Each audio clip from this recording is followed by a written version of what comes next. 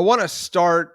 There's so much to cover, but I want to start really with you being on the front lines of the impact of Elon Musk and DOGE and uh, the hits to the federal workforce that are profound across the country, but especially profound in Fairfax County. Can you talk about a little bit about what it's been like for the last 6 weeks, and how you see the federal workforce responding? Yeah, I think it's probably be useful to the listeners to kind of just start with the description of Fairfax County's economy so you can kind of understand the impacts that we're feeling here. Fairfax County is a jurisdiction of 1.1 million people, about 20 minutes to 2 hours outside of DC, depending on the traffic situation. We have in the county at least 80,000 federal employees who live in Fairfax County. Most work in agencies in DC, but some work in the county where their agency or office is located. We also have hundreds of thousands of folks who are federal contractors or work for federal contractors, right? Largely in the defense arena, but really across the spectrum. And what we've experienced in the first several months of the Trump Musk administration has been pretty significant, as you might imagine.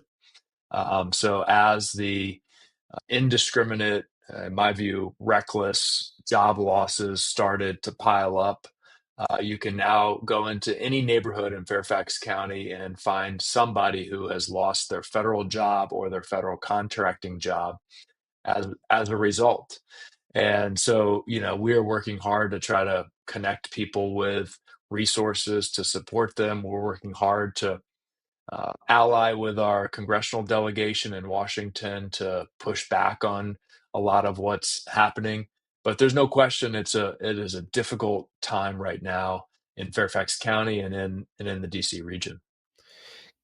Can you talk about what that looks like in terms of, you were on the congressional side, you've seen the work that the federal government does.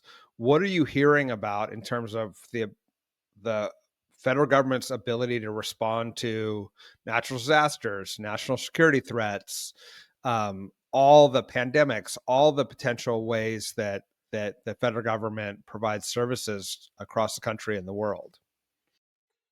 Before I was elected to the Fairfax County Board, I spent more than a decade as the chief of staff for Congressman Gerry Connolly, who represents Fairfax in the United States Congress. So I had the opportunity to work with and alongside so many incredible and dedicated federal employees who really believe in the missions of their respective agencies in delivering for the American people. So, we have here in Fairfax County a number of the Department of Energy nuclear experts and scientists who were, it seems, mistakenly fired. The people who safeguard our nuclear arsenal were some of the people who were mistakenly fired. People who oversee really powerful and impactful federal programs that help every state in the union have been fired. And it's not just the fact that these folks, have been indiscriminately, sometimes we now know illegally fired. It is that their service has been attacked and denigrated, right? Folks who, in a lot of cases, could have been making a lot more money in the private sector, but chose to dedicate themselves to federal service because they believe in service, are all of a sudden the subject of these really vicious and personal attacks from the person who is supposed to be their boss, the president of the United States, or I guess Elon Musk.